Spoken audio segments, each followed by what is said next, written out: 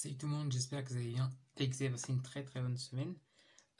Pour ma part, ça va. Évidemment, beaucoup moins de travail parce que on se rapproche de la fin. Il y a quand même un peu de fatigue. J'ai quand même rattrapé pas mal mon sommeil parce que j'ai gagné 1 heure de sommeil par jour, donc ça fait énormément de bien. D'ailleurs, je faisais que de faire des siestes jusque-là et maintenant j'ai fait une sieste de la semaine alors que je pense que la semaine d'avant j'avais fait peut-être 5 siestes dans la semaine. Ça montre le retard de sommeil que j'avais accumulé.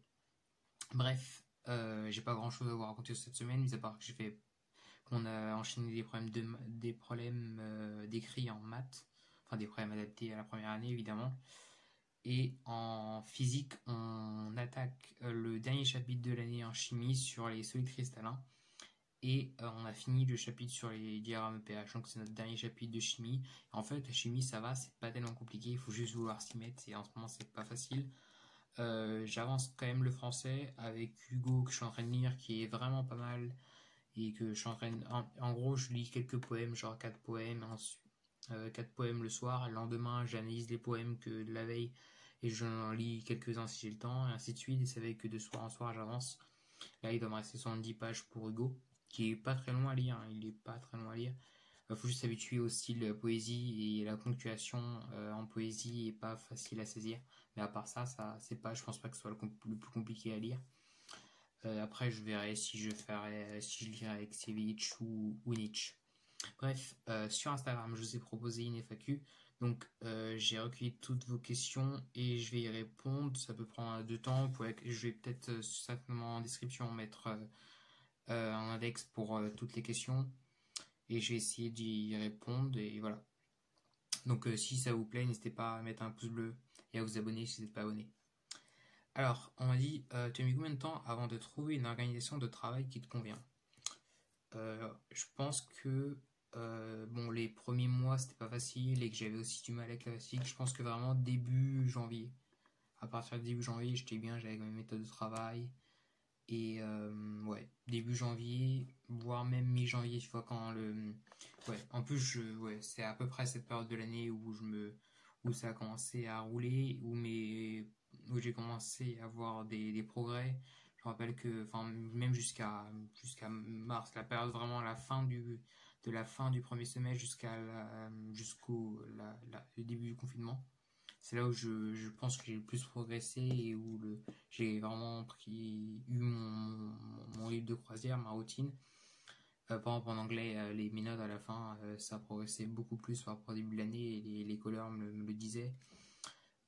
Et voilà. Après, sinon, même si j'avais dit trouver une réaction au travail, j'arrivais pas à travailler vraiment la physique. J'avais toujours ce problème pendant le premier semestre et le confinement, ça m'a vraiment aidé. Pas le confinement, mais voilà, quand les DS sont revenus en fin de confinement et que par exemple sur la thermo j'ai bien bossé la physique, j'ai réussi à faire les TD à chaque fois en temps et en heure, afficher en temps et en heure, à pouvoir refaire tous les TD avant les DS. Donc à la fin j'avais trouvé vraiment mon organisation optimale en physique et en maths ça allait. Donc ouais, je dirais que une première période vers janvier où je commençais à être dans la rythme de la prépa, vraiment je commençais à être dans la prépa, et vers avril-mai où j'ai trouvé vraiment un bon rythme pour la fin, mis à part le sommeil que j'ai pas très bien géré.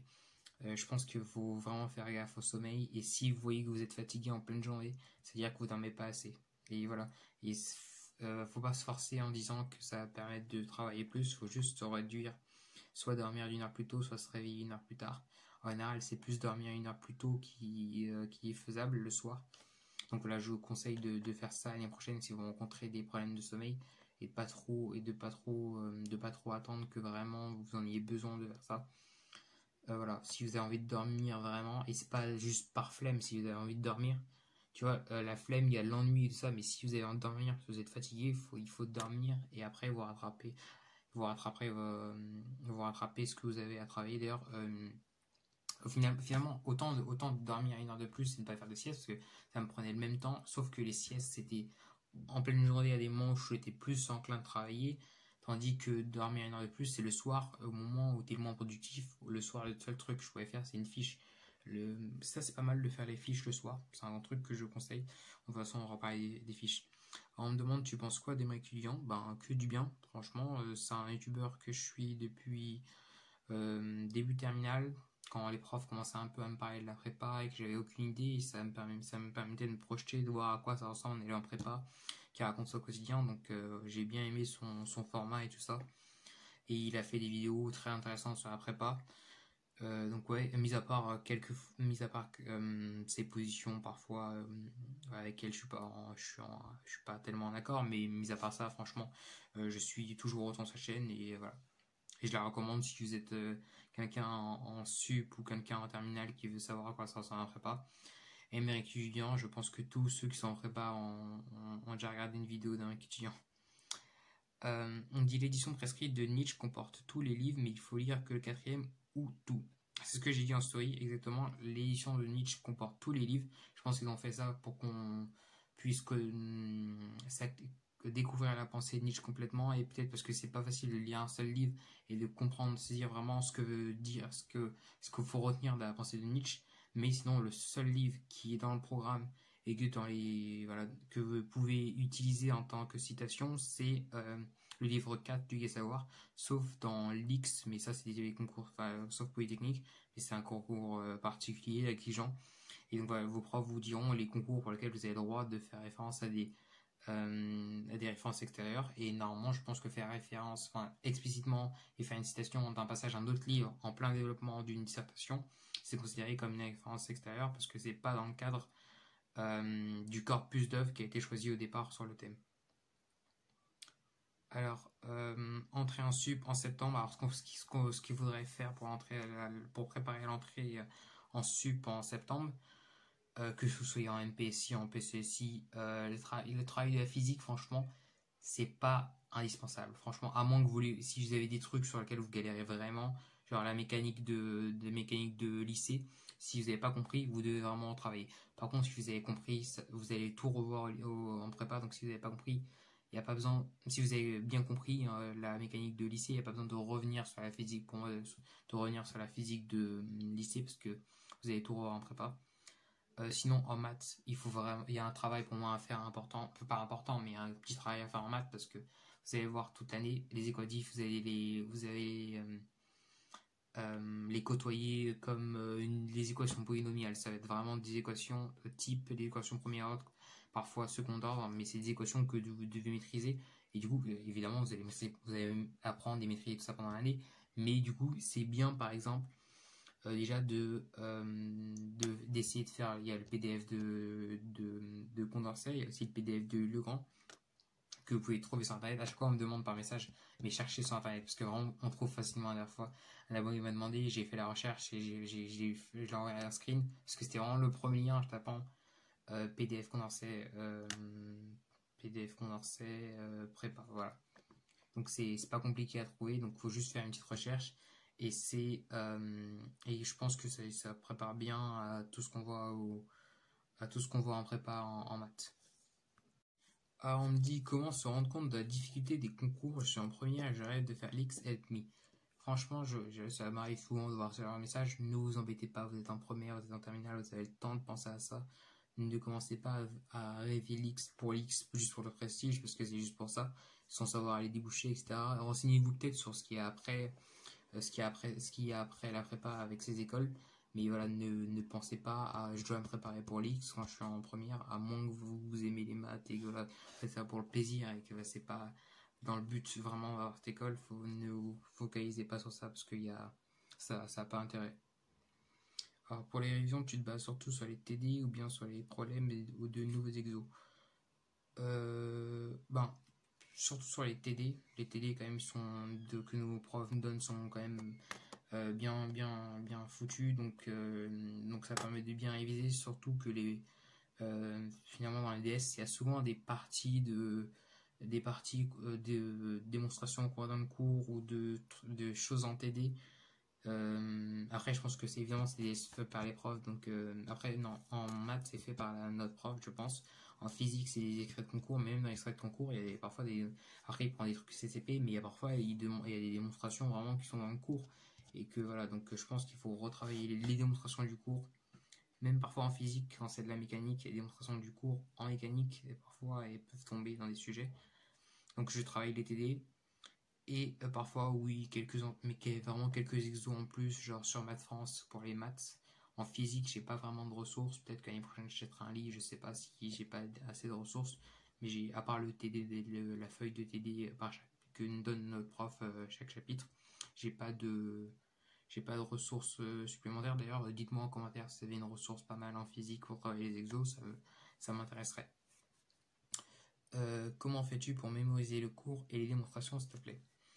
Euh, c'est une question pas facile parce que déjà on a chacun sa manière de mémoriser un cours, une démonstration. En tout cas, pour une démonstration, vraiment, ce que je dis à chaque fois quand je parle à des gens d'école, ça, c'est que il faut vraiment retenir les idées des démonstrations. Une démonstration, c'est pas une poésie, ça ne se récite pas une démonstration. C'est une suite d'arguments, c'est pas une suite de vers à apprendre par cœur.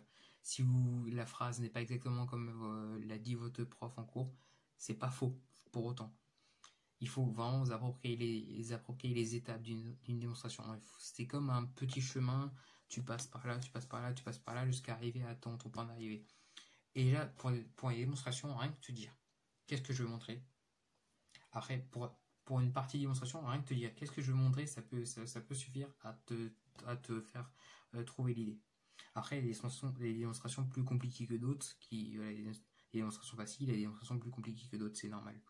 Pour les démonstrations plus compliquées, il faut se dire qu'est-ce qui est l'idée clé et qui n'est pas trivial. Parce qu'il y a des fois, dans les démonstrations, il y a plein d'arguments triviaux, on dit bien sûr, évidemment, ça découle de ça, mais il y a forcément, dans les démonstrations compliquées, il y a un ou deux arguments, trois arguments qui sont compliqués et qui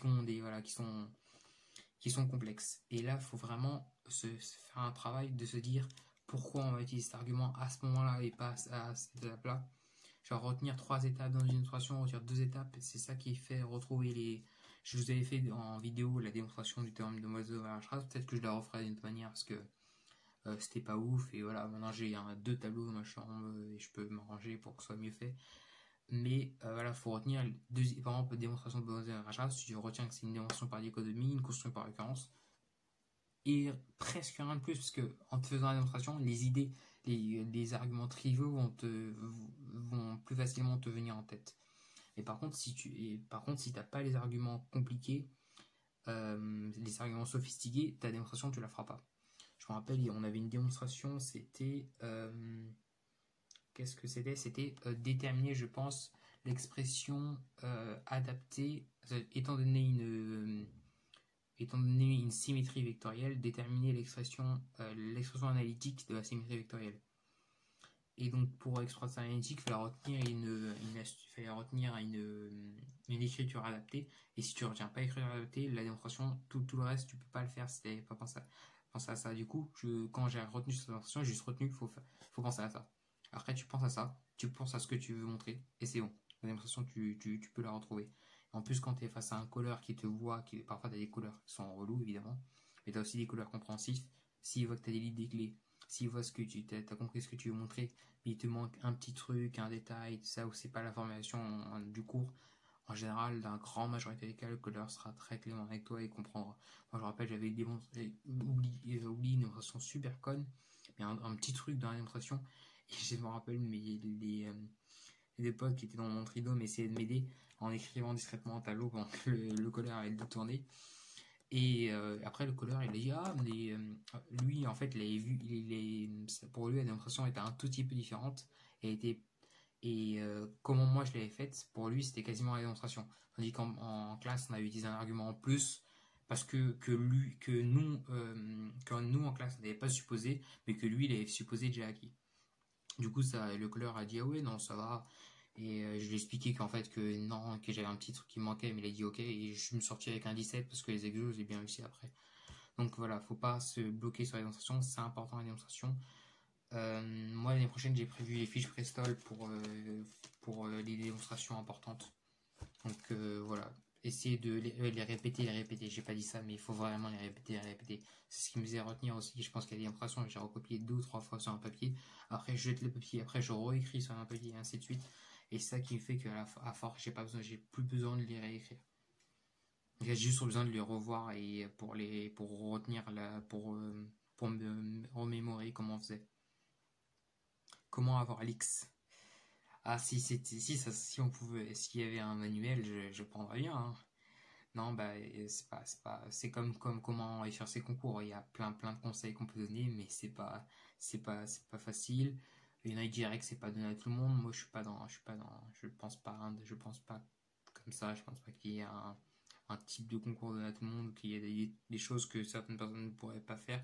Je pense pas comme ça. Donc, ne vous censurez pas au niveau des concours en vous disant que non, mais de toute façon, les ENS, XENS, c'est pas un concours fait pour moi, non. Bref, tentez, soyez un peu ambitieux et visez un tout petit peu plus haut que ce que vous pensez être, parce que souvent on a tendance à se rabaisser. Mais voilà, j'ai pas la réponse toute trouvée à cette question.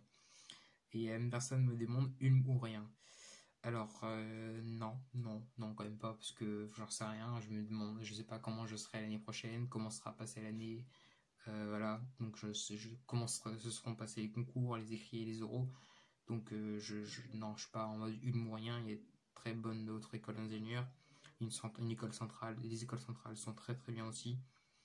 Et voilà. Alors actuellement en terminale S, comment se préparer pour la rentrée? Ok. J'ai répondu ou pas à cette question?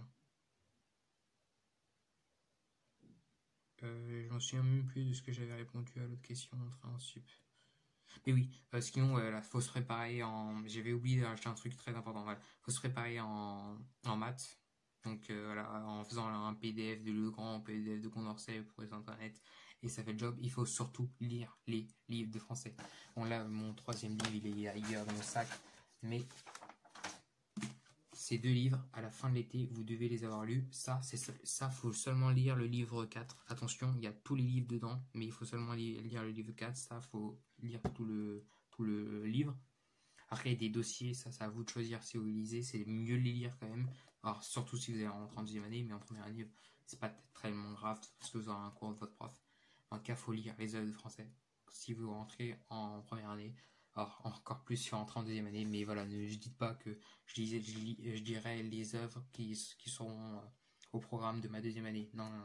Il faut déjà que vous mettez dans la situation de lire. Il ne faut pas que ce soit un bouclage pour vous. Parce que sinon, ça va être très compliqué.